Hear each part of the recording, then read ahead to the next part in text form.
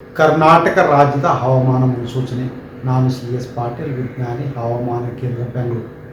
ನಾನು ಮುಂದಿನ 7 ದಿನಗಳವರೆಗೆ ಕರ್ನಾಟಕ ರಾಜ್ಯದ ಹವಾಮಾನದ ಮುನ್ಸೂಚನೆಯನ್ನು ಸಂಕ್ಷಿಪ್ತವಾಗಿ ವಿವರಿಸುತ್ತೇನೆ. ಇಂದು ಕರಾವಳಿ ಜಿಲ್ಲೆಗಳಲ್ಲಿ ಹಲವು ಕಡೆ, ಉತ್ತರ ಹಾಗೂ ದಕ್ಷಿಣ ಒಳನಾಡಿನ ಜಿಲ್ಲೆಗಳಲ್ಲಿ ಕೆಲವು ಕಡೆ ಅಲ್ಲಲ್ಲಿ ಹಗುರವಾಗಿ ಮಳೆಯಾಗಿದೆ.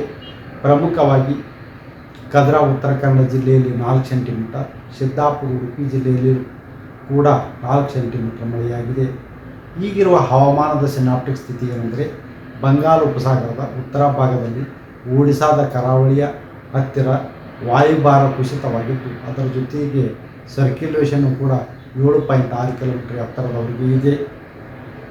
ಇದರ ಪ್ರಭಾವದಿಂದ ಕರಾವಳಿ ಜಿಲ್ಲೆಗಳಲ್ಲಿ ಆಗಸ್ಟ್ 26ರಿಂದ ಸೆಪ್ಟೆಂಬರ್ 1ರವರೆಗೆ ವ್ಯಾಪಕವಾಗಿ, ಉತ್ತರ ಹಾಗೂ ದಕ್ಷಿಣ ಒಳನಾಡಿನ ಜಿಲ್ಲೆಗಳಲ್ಲಿ ಆಗಸ್ಟ್ 26ರಿಂದ ಆಗಸ್ಟ್ 29ರವರೆಗೆ ಹಲವು ಕಡೆ ಮಳೆಯಾಗುವ ಹೆಚ್ಚಿನ ಸಾಧ್ಯತೆ ಇದೆ. ಉತ್ತರ ಕನ್ನಡ, ಉಡುಪಿ ಹಾಗೂ ದಕ್ಷಿಣ ಕನ್ನಡ ಜಿಲ್ಲೆಗಳ ಕೆಲವು ಕಡೆ ಭಾರೀ ಮಳೆಯಾಗುವ ಸಾಧ್ಯತೆ ಇದ್ದು, ಆಗಸ್ಟ್ 26ರಿಂದ ಆಗಸ್ಟ್ 30ರವರೆಗೆ ಯೆಲ್ಲೋ ಅಲರ್ಟನ್ನು ಘೋಷಿಸಲಾಗಿದೆ.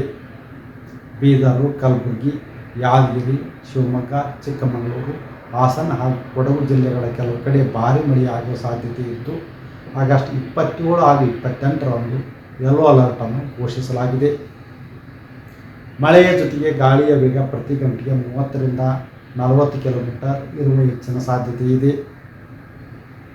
ಬೆಂಗಳೂರಿನ ಕೆಲವು ಕಡೆ ಆಗಸ್ಟ್ 26ರಿಂದ ಆಗಸ್ಟ್ 29ರವರೆಗೆ ಹಗುರದಿಂದ ಸಾಧಾರಣವಾಗಿ ಮಳೆಯಾಗುವ ಹೆಚ್ಚಿನ ಸಾಧ್ಯತೆ ಇದೆ.